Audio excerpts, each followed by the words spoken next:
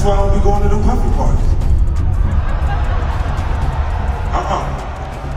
You from the front and the back at the same time? What you talking about? Look, if you into that, I'm fine with it. To get your own.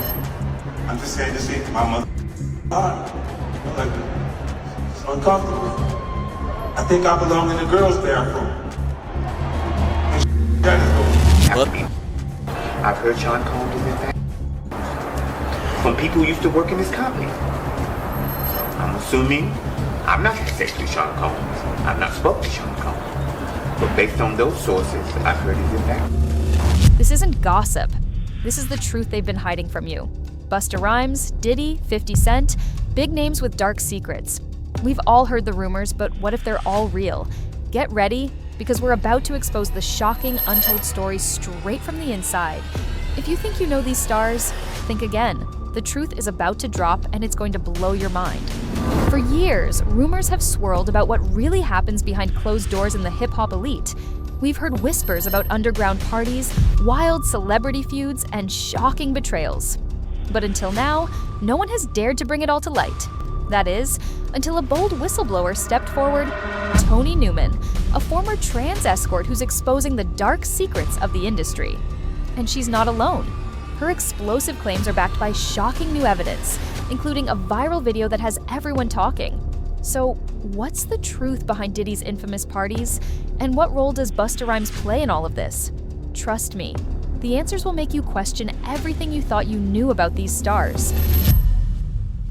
But then, things took a dramatic turn when 50 Cent dropped a bombshell. He unleashed a shocking clip that allegedly showed Diddy, Busta Rhymes, and a rumored transgender ex all in the same room. The vibes? Well, let's just say they didn't seem like your typical celebrity get-together. According to those who were there, it had all the hallmarks of an underground party where nothing is as it seems, and everything's for sale.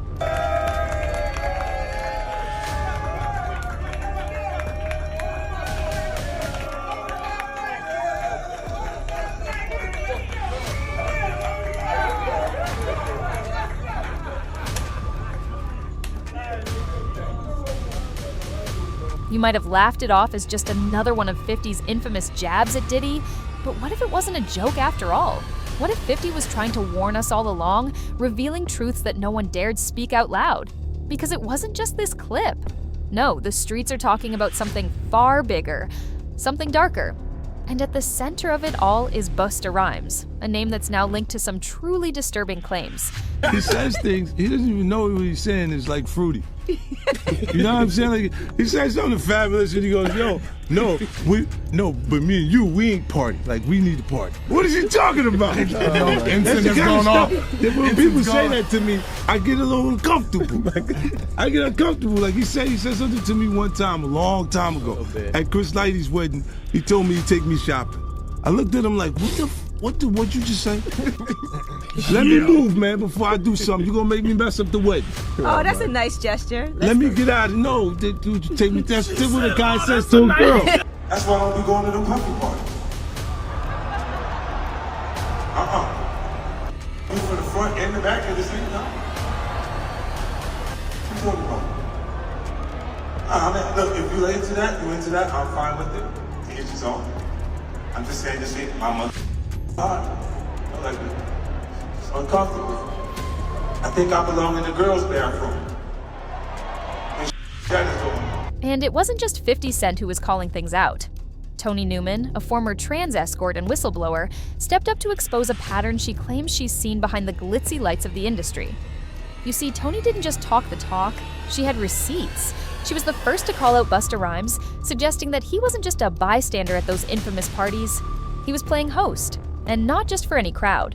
Allegedly, he was bringing in young fanboys, the kind you don't see in the VIP section. I've heard Sean Combs is in fact from people who used to work in this company. So I'm assuming I've not had sex with Sean Combs. I've not spoken to Sean Combs. But based on those sources, I've heard he's in fact. She wasn't the only one. Industry insiders close to Busta say that this wasn't just speculation. Some even claim that Busta was the one who handpicked these young men, entertaining them in his own space before passing them off to others in the scene. It's wild, right? But what if it's true? When you hear sources close to Busta talking about his requests at these high-profile clubs, it's not about bottles or dancers. No, it's about something much darker and much more disturbing. Reports say Busta's section wasn't just for the A-list celebs, but for men, young men, specifically chosen for the entertainment. Bro, like, it was a lot of females in there who stand up when they use the bathroom. You see what I'm saying? So I'm thinking to myself, like, man, like, this kind of wild on, bro. Like, this how y'all coming? If this how y'all live, it's how y'all live. But they want to keep it a secret. You see what I'm saying? So he real touchy-feely too. Like, he grabbed this other guy, I know, by his neck. Grabbed him by his neck and was like, do you have love in your heart, young man? You want to be a roach? Or you want to walk with God? I'm looking like, no, I seen him holding hands with two men. Like this. I seen that. So, you know, like they'll have a dude come out with the paper, sign an NDA. No, I'm going to the car, bro, I'm good. I'm not signing no NDA. I'm going to the car, I'm good. Seen that, bro. So seeing all this coming to news, people was telling me I was crazy, said I was a hater. Hating on what? And if you're still doubting, let me tell you, this isn't just a handful of rumors. This goes deep. It's a network of secrets hidden under the guise of glamour, money, and power. But Toni didn't stop with Busta. She also dropped bombshells about some other huge names: LL Cool J, Eddie Murphy, and of course, Diddy. According to her, these powerful men have been living double lives, using their influence to silence the truth, to bury hookups, and to keep the real story locked behind closed doors. As soon as Toni Newman began speaking out, the pushback came hard. Diddy and Busta Rhymes allegedly didn't just ignore her claims, they tried to shut her down. Toni claims both men sent cease and desist letters to silence her. It wasn't just legal threats either. They were doing everything they could to bury the truth. But Toni didn't back down. She kept calling out the industry's darkest secrets, even as powerful names like LL Cool J followed suit with their own legal tactics to shut her up. In my book, the memoir I Rise, published in April 2011, and some of those that I have spoke publicly on is LL Cool J. I met as a street prostitute 15, 16 years ago. Baby girl was draped in Chanel. The encounter with LL Cool J was a one-time encounter. I serviced LL Cool J. I knew it was LL Cool J, and he knew, in fact, I was transgender. Never spoke again. We didn't text, email, call. We didn't exchange any numbers or contact information. I never saw him again. I saw Eddie Murphy 15, 16 years ago pick up friends of mine on that street block in New York City. Hey boy, you look mighty cute in them jeans. Eddie Murphy was on the strip. Now things get even darker when you bring Eddie Murphy into the mix. Eddie's no stranger to scandals, but this one is chilling. Back in 1997, Eddie was involved in a scandal that nearly destroyed his career.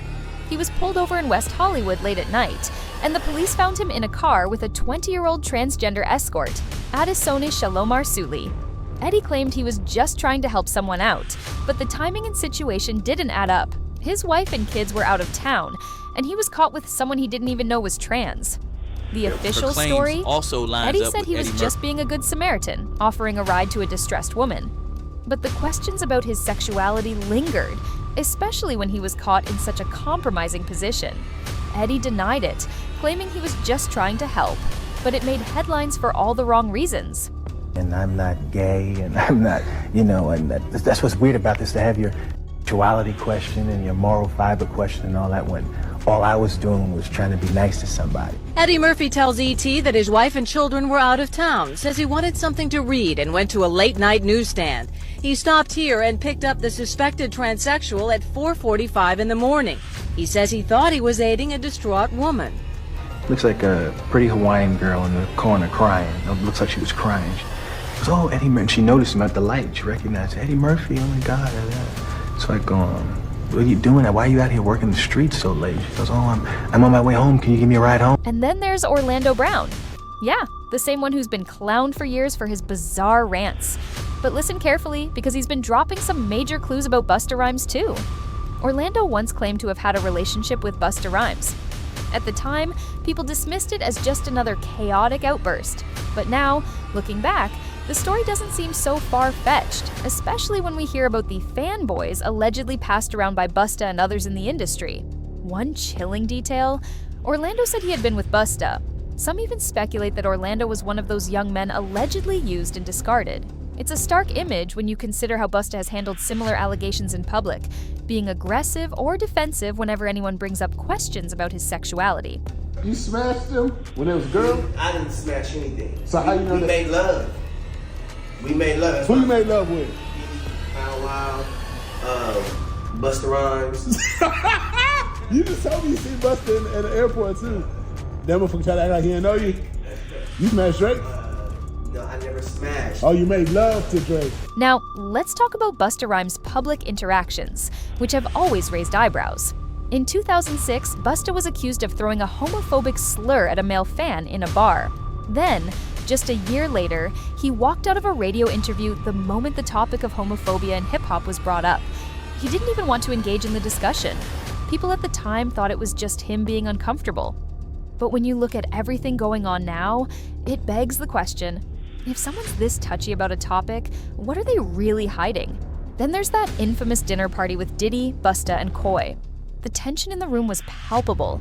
Koi's discomfort was so clear it made people wonder, was this just a casual hangout or something else?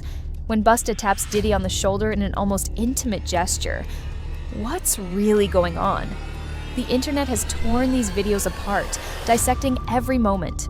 But what do they reveal about the hidden world these celebrities are trying to protect?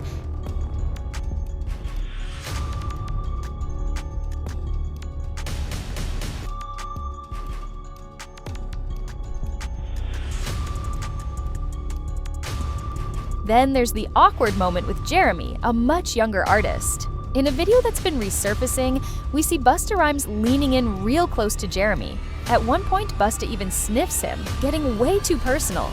Jeremy, clearly uncomfortable, tries to play it off, but the discomfort is palpable. It starts off as a joke, something people might laugh off, Busta being his usual goofy self. But in the context of all these heavy allegations swirling around him, that playful interaction suddenly doesn't seem so innocent. What's really going on behind these closed doors?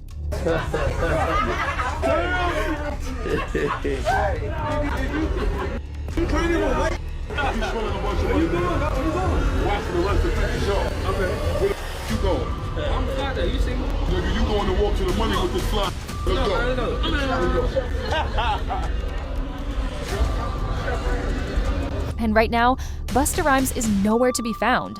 While Diddy's legal mess is all over the media and 50 Cent's documentary keeps gaining traction, Busta is laying low. No interviews, no social media posts, not even a tweet.